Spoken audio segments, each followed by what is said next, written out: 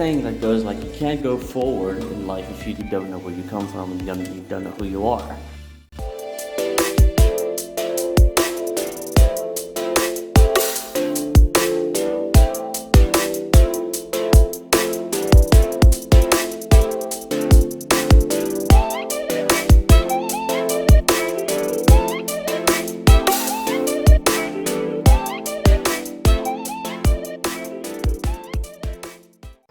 What's up, guys?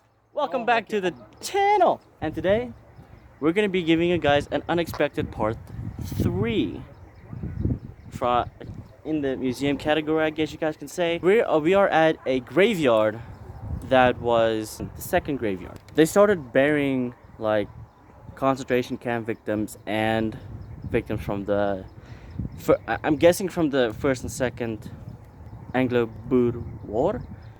And we're gonna be showing you guys this graveyard. There's a lot of stories that we heard. We'll probably tell them when we get home. Maybe tell some of the stories. Yeah, and one of those interesting structures is this bad boy behind us.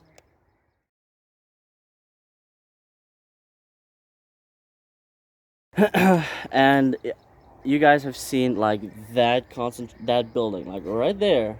It's almost a concentration camp. It's a wall of remembrance for the concentration camp victims, which I will show you guys in a minute. But yeah, so we're here right now. This is an unexpected part 3. When we got the proposal to come here, we first had to discuss on what we're gonna do with it. It just seemed logical on making this cemetery as part of the museum, and we will show some resemblance why. So welcome to our unexpected part 3 of the museum, which is now the Anglo-Boer War Cemetery. Hope you guys enjoy it. Oh wait, before you go, we have some. We have to talk about something. All right. So we got. So this many of you are not watching our videos, but you're not subscribed. Why? Why? You know, it's kind of easy. I've seen when you're on a laptop or PC or whatever. Even on your phone. It takes literally 5 seconds to press that subscribe button, guys, and hit the bell icon so you'll be notified every time we upload a video. And the like button is just above it. Why don't press that as well? You guys are gonna help us out a lot via the YouTube algorithm. Get our videos out to the rest of YouTube, I guess you can say. Yeah, guys, the more likes we get, the more YouTube will send out our videos to other people and other countries as well. Without any further ado, let's continue with this video through the cemetery. Yes. In the Anglo-Boer War exhibition, this is an exhibition that tells us more about the cultural historical background of the Anglo-Boer War. That was a war that took place from 1898 till 1902, and then there was also 2 concentration camps in Klerksdorp. You will find it at the Klerksdorp Workshop site is where the concentration camp was for the white moms and the white children. And then for the black African community members, the concentration camp was then in the old the area which you will find today near Srov. Okay. Both these concentration camps was under horrible conditions. A lot of people died because of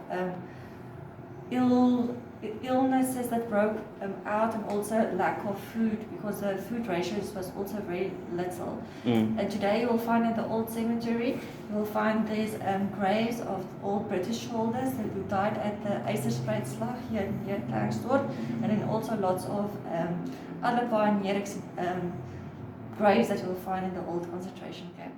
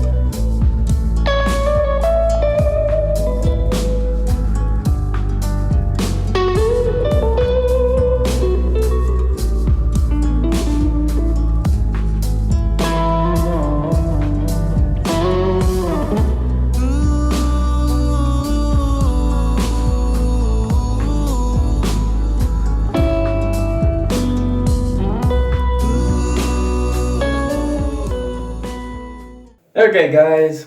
So as you can see on this gravestone, Johannes Petrus Masaryk. We'll put the name on the screen as well below the gravestone for those of you who can't read the name from the gravestone. So this man was one of the wealthiest people back then, although there was a lot of people that was wealthy. This man basically claimed losses from the Boer and the British at that time because of the war, and if I can just say in short, what I think the losses are he claimed is because of, damage to things. I could be wrong. We never actually found out what really happened. The historian that told us the story. But to move on, this man claimed compensation from both the Boer and the British because of not partaking in the war. So he was at the end, how can I put this? Either rolling deep in gold or money, whatever they used back then. But not that as well. He owned a mill, so that is why he claimed these things from both sides, and also from the people who bought flour and wheat from him, because that time you didn't have, your nearest supermarket where you could go to. Most people grew their own crops in their backyards and sold it that way, and that's how they earned their own income. So, this is how this man actually became one of the rich people back then. And also to add on to Dylan's story, we're still talking about the same guy, Johannes Petrus Masaryk. I'm guessing it's a little bit further along the time. He planned on using his money building a fancy house. And of course, he didn't build it himself, obviously. So he hired an architect to build him this house, which is known as the Fountain Villa. Ironically enough, this is the place that we wanted to go to. And as wealthy as he was also very strict on how he wanted the Fountain Villa to be built.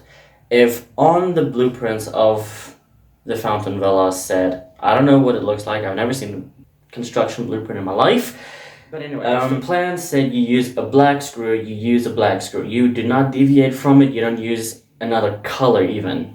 And so they did. So skip to a little bit forward, we're up to about roof level, and Masaryk wanted to perform an inspection. And of course, you're gonna find problems with this, with that. This corner's too wide, that corner's too large, whatever. Just examples. And the architect told one of his men to go get a ladder from Mr. Masaryk because they didn't bother to build in stairs. They did what Masaryk asked, and this is what he got. A fountain villa with no stairs. Yo, wait, yes, there is a second floor. Yeah. Because what? Yeah. Alright. I'm dumb. Alright, thanks. Bye. So he told one of his men to go get a ladder so that Masaryk can get up to the second floor and continue on with his inspection. And of course, Masaryk asked, why is the ladder needed? And the architect told him, there just isn't any stairs. You want it that way, so there's your fancy house with no stairs. Now, of course, they didn't leave it that way. They did build in steep stairs, not like your normal. And that is, I guess, the complete story of Mr. Masaryk. Okay, guys, so this over the monument you see over here, this is basically the Children and Women Monument.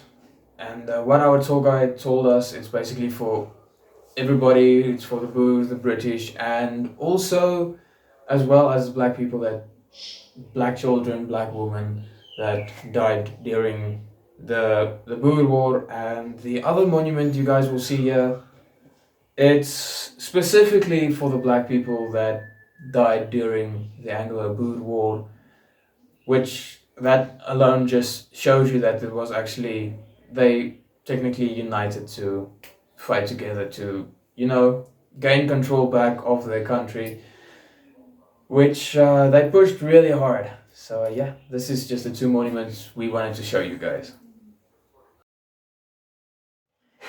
Okay, so we're just gonna use this moment that we have right now just to thank Klerksdorp Museum, and more specifically Alta, which you guys have met in Museum Part 2, and our other tour guide, which we're gonna respect his privacy for this one. So Yeah, his name.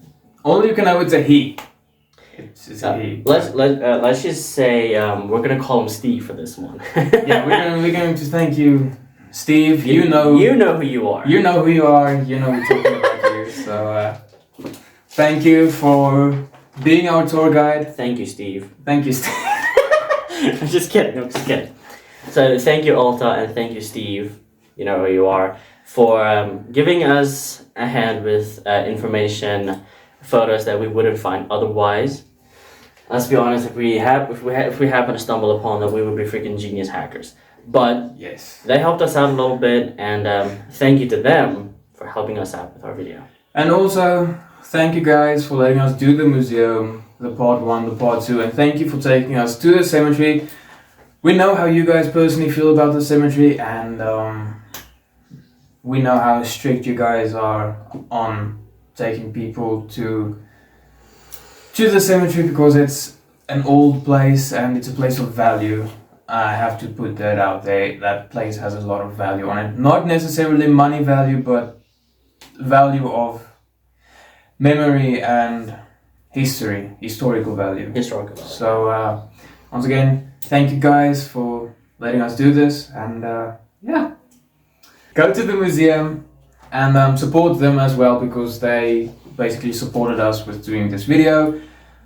And yeah, I'm treating this like a sponsor, but if it wasn't for them, we wouldn't be able to make this right now. So go check them out, go give them the support. And once again, thank you, Alta and Steve. You know who you are. You know who you are. For even letting us do this and helping us get content up on our channel. So you're awesome.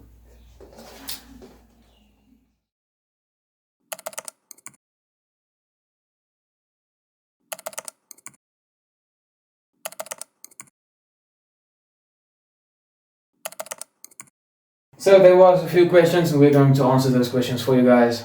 And the first question is, are there British and Boer buried at this cemetery? And the obvious answer is yes and no, because mostly this cemetery was only used for the British that died during the war, because of the Boer that actually took their dead with them wherever they went. And also at that time, Klerksdorp itself was actually occupied by more British than it was actually by the Boer.